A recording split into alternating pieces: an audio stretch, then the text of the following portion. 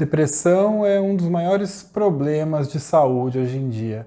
É talvez a primeira causa de incapacidade entre todos os problemas relacionados com disfunção e sofrimento. Mas será que tudo é depressão? Um estado depressivo é uma depressão? Vamos dar uma olhadinha mais a fundo nisso.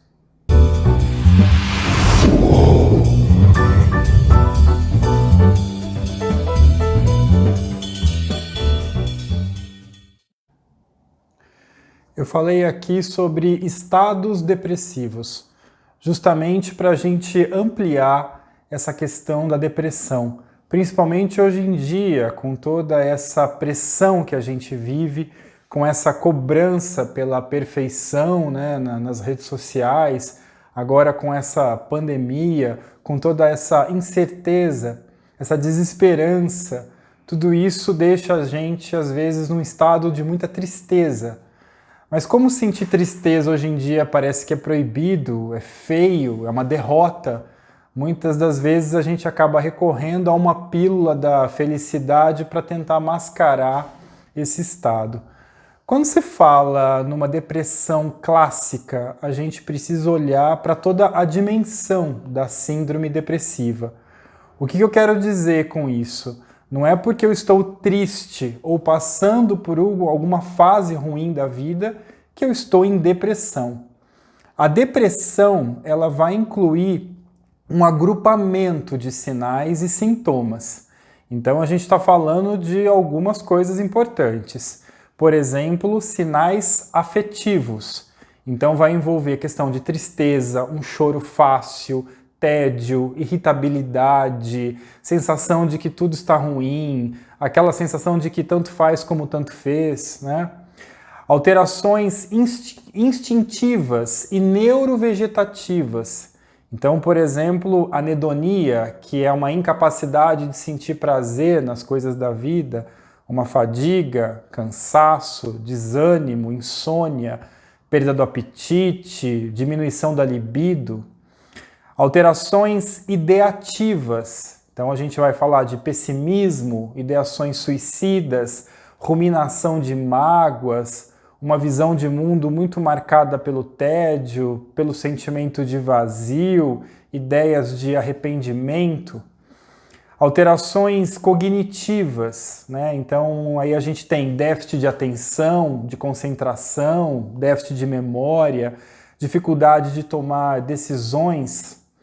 Há uma alteração da autovaloração, né? Um sentimento de baixa autoestima, sentimento de insuficiência, de incapacidade, de vergonha. Alterações, por exemplo, na psicomotricidade. Então, uma tendência a permanecer na cama o dia todo, num quarto escuro, né, de preferência.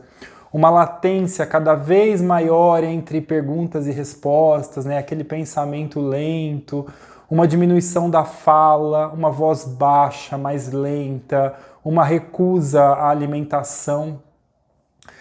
Envolve também sintomas psicóticos, né? Aquelas ideias delirantes de conteúdo negativo, delírio de ruína, de miséria, de culpa, um delírio hipocondríaco, alucinações auditivas, ilusões visuais. Envolve também algumas questões biológicas, como, por exemplo, uma inversão, né, na arquitetura do sono, aquela pessoa que dorme o dia todo e fica acordado à noite, uma alteração no cortisol, alterações vasculares às vezes, entre várias outras coisas. Então, veja que para a gente classificar um transtorno depressivo, eu preciso preencher pelo menos uns 5 critérios de tudo isso que eu falei, por pelo menos 2 semanas, além de um nítido prejuízo no funcionamento psicossocial e um sofrimento também significativo. Então, muitas das vezes, a gente encontra pessoas também, às vezes, com uma distimia, que é uma depressão leve, já cronificada, que vem lá do começo da vida e quase que faz parte já da personalidade dessa pessoa.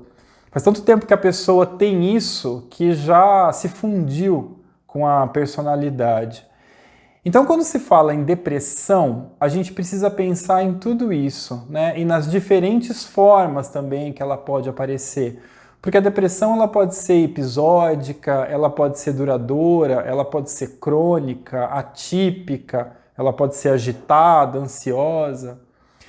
Mas os tempos atuais, eles estão contribuindo muito para alguns estados depressivos por conta de frustrações, de narcisismo, de conexões afetivas, né? De apegos muito dependentes de algo ou de alguém, preocupações da ordem sexual, sentimento de solidão, de desamparo.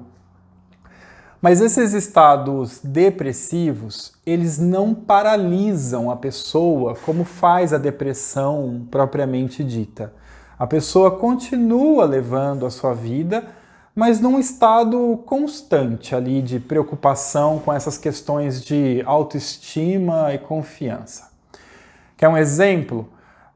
Pessoas que muitas das vezes lutam por um constante sucesso, uma perfeição, pessoas muito competitivas, que trabalham exageradamente, que têm autoexigências fortíssimas, são muito críticos e depreciativos em relação aos outros. Às vezes tudo isso é uma vulnerabilidade disfarçada de potência, de controle. Então, um estado depressivo, ele pode vir justamente dessa vulnerabilidade narcísica, que vai envolver percepções de perdas, de rejeição, de inadequação. Então, um estado depressivo, ele vem muito disso, ele vem dessas expectativas muito idealizadas, né, do próprio self e dos outros. Então, essa pessoa não vai medir esforços para mitigar essa baixa autoestima. Mas aí tem uma armadilha. Se eu tenho uma elevada autoexpectativa, né, essa ideia de que os outros esperam muito de mim, às vezes eu acabo desvalorizando os outros para sustentar a minha autoestima. Ou seja, ao invés de um sentimento de frustração, de desvalor ou de inadequação, que resultaria na minha baixa autoestima, eu desvalorizo o outro para me sentir melhor.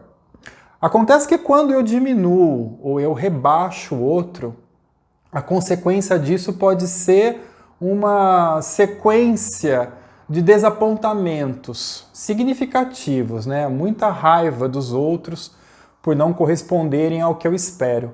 E essa raiva não trabalhada vai criar aí um estado depressivo justamente porque eu tenho essa raiva do mundo, né? Do mundo externo. Isso vai virando um ciclo.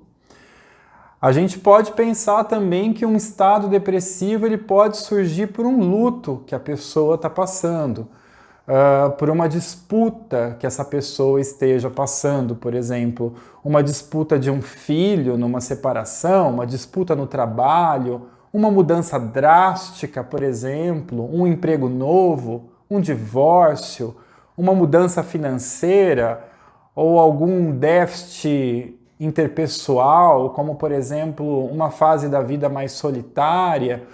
Enfim, eu posso estar num estado depressivo por diversas coisas. E lembrando aqui que eu tenho o direito de me sentir assim, ok? Sentir tristeza, apesar de estar super fora de moda, né? Ainda é legítimo, é necessário, né? Faz parte da vida de qualquer ser humano. Né? E eu vou além. O que eu tenho visto muito hoje é uma estafa nas pessoas. Muitas vezes a pessoa chega no consultório dizendo que está em depressão. Mas quando eu escuto essa pessoa, eu vejo que ela está com uma estafa da vida, sabe? Uma estafa por trabalhar tanto, sem nem saber para que faz isso ou para quem faz isso. Uma estafa pelo excesso de exigência profissional, exigências pessoais, estética, muita responsabilidade, pouco tempo para fazer tudo, muita tensão acumulada.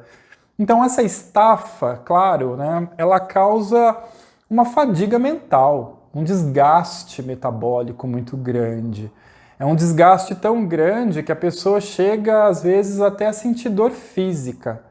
Ela vai ter também uma falha na memória, na insônia, irritabilidade, desânimo, tristeza, angústia, enfim.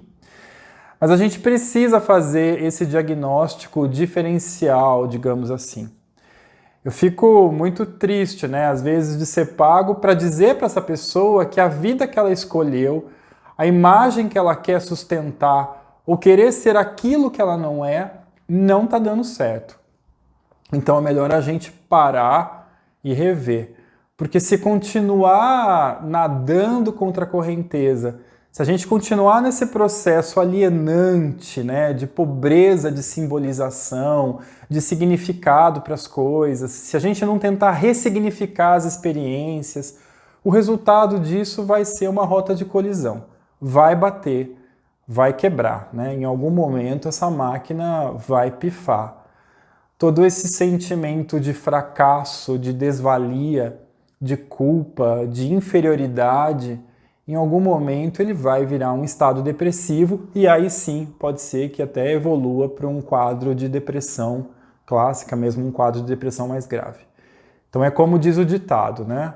Vamos devagar que o santo é de barro, ok?